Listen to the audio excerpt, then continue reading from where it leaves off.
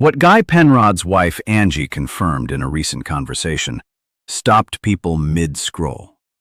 Not because it was gossip, not because it was the kind of thing gospel fans expected to hear from one of the most beloved families in Christian music, but because what she described, the quiet, painful season that nearly cost them everything, was something most people in the gospel community had spent years quietly wondering about, and nobody had been willing to say out loud until now.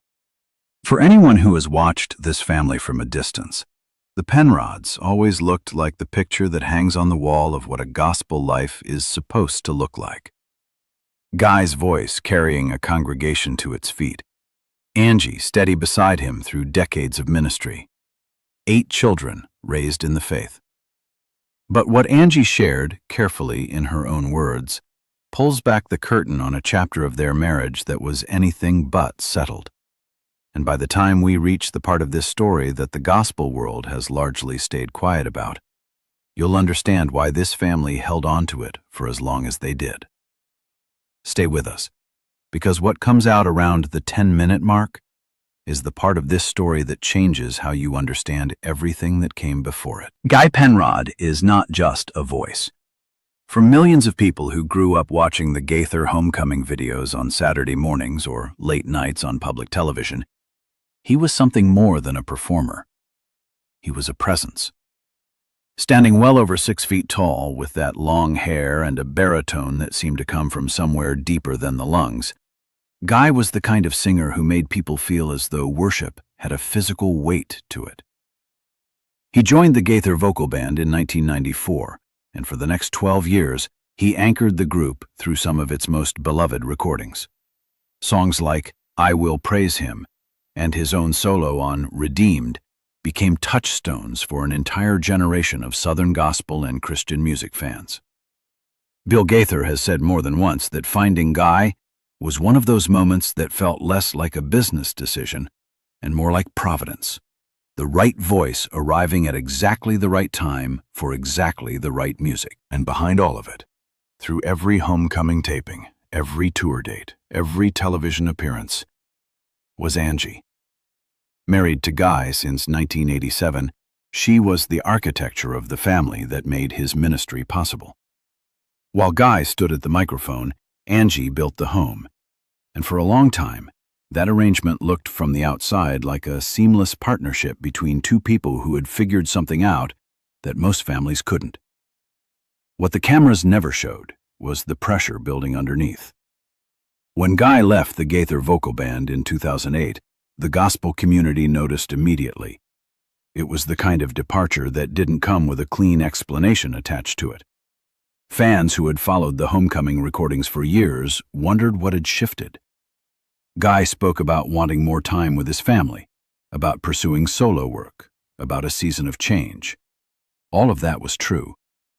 But there was something else sitting underneath those answers that took years to surface. The solo career that followed was real and, by many measures, successful. His debut solo album arrived with strong reception in Christian music circles, and his live performances continued to draw the kind of audiences that reminded everyone why Bill Gaither had wanted him in the first place. But the life behind the ministry was going through something that success on stage couldn't paper over. What Angie has described in interviews and at women's ministry events carefully, without naming it as failure, but with an honesty that longtime fans of this family found startling, was the reality of what happens when two people have built everything around a calling and then find themselves standing on opposite sides of a distance they didn't know had grown between them.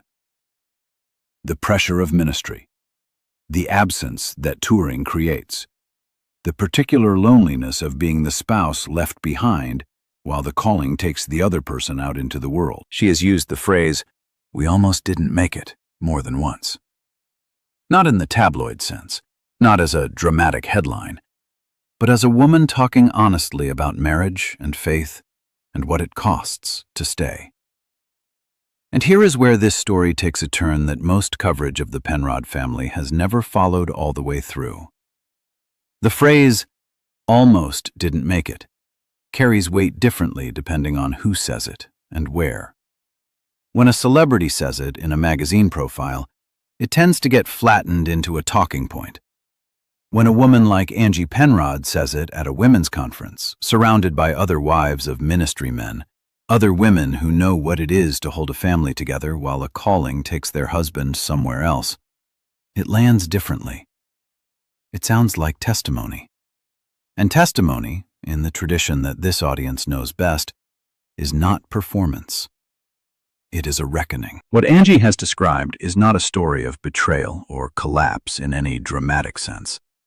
It is something quieter, and in some ways, harder to talk about. The slow erosion that happens when two people are living parallel lives under the same roof, when the schedule and the ministry and the demands accumulate until what's left of the marriage is a series of logistics rather than a relationship. She has spoken about seasons when she and Guy were not truly connected, when the children were the common language and the music was the common purpose. But the two of them, as a couple, had drifted somewhere they hadn't intended to go. Guy has confirmed this, in his own way, in the interviews that came after Angie began speaking more openly.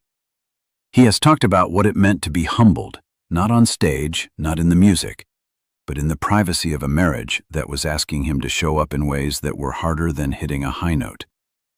He has said that the faith that carries a man through a concert hall does not automatically carry him through a kitchen table conversation, and that realizing that difference was one of the most significant things that ever happened to him. What the gospel community has largely stayed quiet about is what this means in the context of a ministry that built its identity on family. The Gaither Homecoming recordings are, at their core, a celebration of the gospel family, the idea that faith creates community, that community creates accountability, and that the people who sing this music are living examples of what that covenant looks like. For a family that existed inside that world for more than 2 decades, the admission that the marriage nearly unraveled carries a different kind of weight than it would for someone outside the gospel orbit. It also carries a different kind of courage. Angie's decision to talk about this, and it was a decision, not an accident, reflects something that has been shifting in how the women connected to gospel ministry speak about their own experiences. For a long time, the expectation inside that world was that the ministry family presented a unified face. The wife supported the husband's calling. The home was a reflection of the message. Struggle was private. Grace was displayed publicly. What Angie did, in speaking with the honesty she has brought to these conversations, was refuse that arrangement. Not loudly, not in a way that targeted Guy or undermined the ministry, but with the kind of clarity that comes from having been through something and decided that the only honest response to it is to tell the truth. She has said that what saved them was not one conversation or one decision, but a sustained choice on both their parts to stop treating the marriage as the thing that would be attended to after everything else was handled.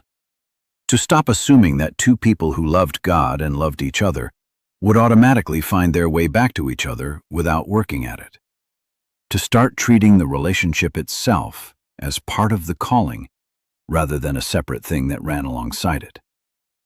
Guy has spoken about counseling, about accountability, about learning to be present in a way that his schedule and his personality and his particular brand of ministry had not required him to be before. And both of them have said in different ways that the marriage that exists now is stronger than the one they started with, not in spite of what it went through, but because of it. For those of us who have followed Guy's journey through the years, from the early homecoming tapings at Alexandria, Indiana, to the solo concerts that came after, this is not a story that diminishes what we heard in the music. If anything, it deepens it. The voice that sang about redemption was singing from inside a life that needed it. The man who stood at that microphone and made congregations weep was going home to a marriage that was asking him to grow in ways the stage never demanded. What does that tell us about faith and family and the cost of a calling? It tells us that no one is exempt, that the songs about grace are sung by people who need grace, That the gospel the Gaither world has been celebrating for decades is not a product of perfect lives. It is the response to imperfect ones. If you have been a fan of Guy Penrod since the early Homecoming days, you know exactly what we mean when we say that what makes those recordings feel true is not the production quality or even the extraordinary talent assembled in those rooms. It is the sense that the people singing actually meant it. What Angie's honesty adds to that is the understanding of what meaning it actually cost. There is one more part of this story that most people haven't connected yet. Guy's departure from the Gaither Vocal Band in 2008 and the solo years that followed have typically been described in terms of creative direction and family priorities. But when you place what Angie has said about that season alongside the timeline, a different picture emerges. The years when the marriage was under the most strain overlapped significantly with the years of transition, the leaving of one chapter, the uncertainty of what came next, the recalibration that any artist goes through when a defining role ends and the identity built around it has to be rebuilt from something smaller and quieter. There is a parallel here that anyone familiar with the broader Gaither world will recognize. Mark Lowry, who was part of the original Gaither Vocal Band lineup for more than a decade, has spoken candidly about how the demands of that world shaped his personal life in ways he didn't always anticipate. Wes Hampton has talked about the weight of being away from his family during sustained touring seasons. Michael English, whose own story carries far more public pain than most, has spent years reflecting on the gap between who he was on stage and who he was when the lights went down. What these stories share, and what Angie's honesty about her own marriage adds to, is a portrait of Christian music that is more complicated and more human than the homecoming frame usually allows. The music is real, the faith is real, and the cost is real too. The people who gave those recordings their power were not untouched by the same struggles that the music was written to address. They were living inside them. That is not a reason to love the music less. It may be a reason to love it more. What comes next for Guy and Angie Penrod and their family is something the gospel community will be watching with the particular kind of attention that this audience reserves for the people they have carried in their hearts for decades. The solo work continues, the ministry continues, and the marriage, by both their accounts, continues in a form that neither of them would trade for the easier version of the story. There is a question worth sitting with, and we'll leave it here without answering it because it deserves more than a quick resolution. If the people who made the music that carried you through your own hardest seasons were themselves walking through something just as hard, does that change how you hear those songs? Does it diminish them, or does it make them mean something different? Leave your answer in the comments. We genuinely want to know what this community thinks. Whatever comes next for this family, the people who have followed this ministry for decades know one thing with certainty. Guy Penrod's story is not finished. And neither, it turns out, is the marriage at the center of it. If this story moved you, the next video will as well. We have been looking closely at another chapter in the Gaither Vocal Band's history, one involving a different kind of silence and a different kind of truth that took years to come out. What emerged from that situation is just as unexpected as what you heard today.